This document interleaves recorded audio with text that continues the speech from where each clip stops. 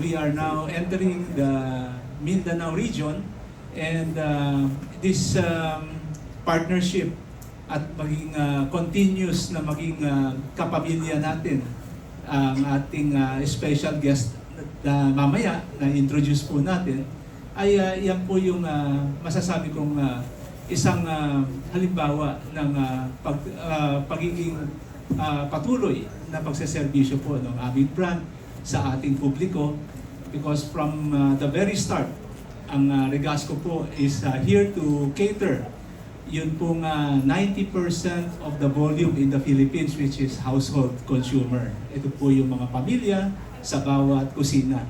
So yun po yung amin pong direksyon sa ngayon, na maging perfect partner sa kusina ang Regasco. Dahil sa, alam naman po natin, with this very fast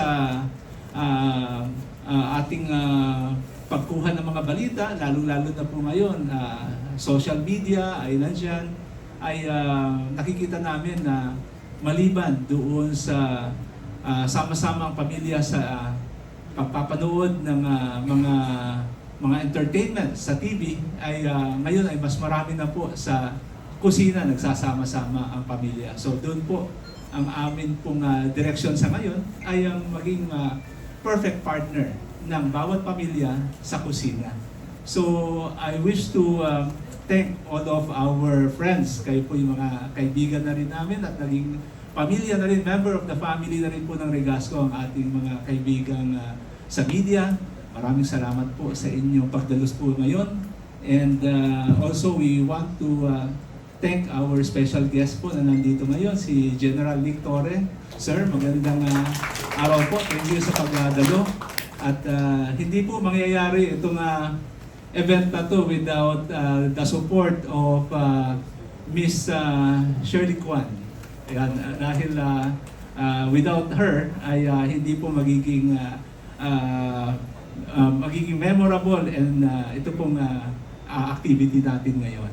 And of course, si Mama Oji Diaz, ayan, ay maraming salamat at kami po ay napagbigyan na he will be part of our presenter or magiging MC for the day. Okay, maraming salamat po. At yun na lamang po, at ako po ay muli nagpapasalamat po sa inyong pagdalaw ngayon, and we welcome you dito po sa ating araw na ito, sa ating activity. Maraming salamat po.